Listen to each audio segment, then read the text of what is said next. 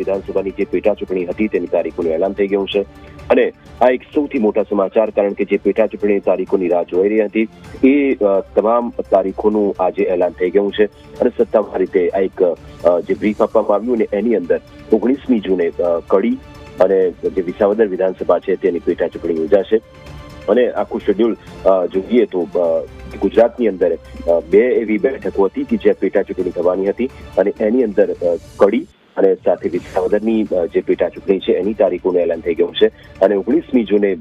મતદાન થશે, 23મી જૂને પરિણામ આવશે અને આ વિધાનસભાની જે પેટા ચૂંટણી છે એની પર ઘણી એવી ચર્ચાઓ થતી હતી અને આખરી તારીખોનું જ્યારે એલાન થયું છે ત્યારે સૌથી મહત્વપૂર્ણ બાબત એ કે આખા ઘટનાક્રમમાં આપણે જોઈએ તો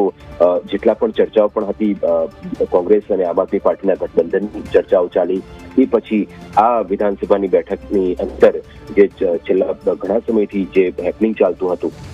એ હેપનિંગની વચ્ચે આ એક સૌથી મોટા સમાચાર એટલા માટે કહી શકાય કારણ કે સતત જે રાહ જોઈ રહી હતી અને એની અંદર આ એક મોટી માહિતી અત્યારે આપણને પ્રાપ્ત થઈ રહી છે કે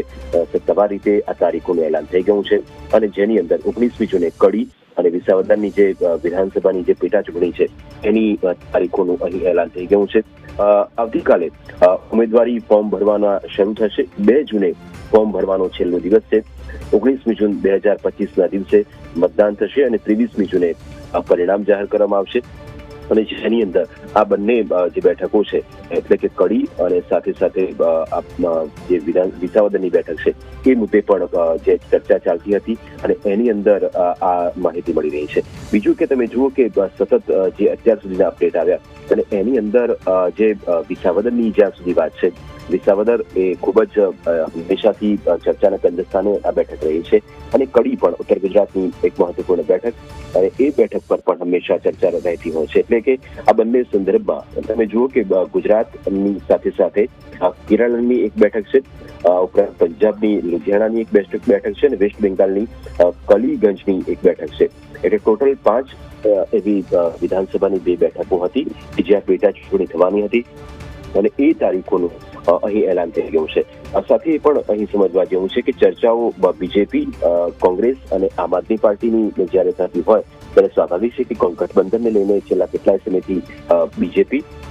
કોંગ્રેસ અને આમ આદમી પાર્ટીની જ્યારે ગઠબંધનની વાત હતી અને ખૂબ જ એક ચર્ચાનો વિષય પણ રહ્યો હતો અને એ સંદર્ભમાં જ્યારે વિસાવદર અને કડી વિધાનસભાની પેટા ચૂંટણીની તારીખોનું એલાન થયું છે, ચોક્કસ આ જંગ રોચક બની રહેશે. કડી વિધાનસભાની જ્યાં સુધી વાત છે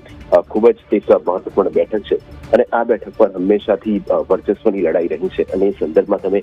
વિસાવદરને જો પણ આપણે કનેક્ટ કરીએ તો એ બેઠક પણ ખૂબ મહત્વપૂર્ણ રહી છે. એટલે કે વિધાનસભાની જે ચૂંટણી છે પેટા ચૂંટણી તેની તારીખોનું એલાન થયું અને એની અંદર આ એક મહત્વપૂર્ણ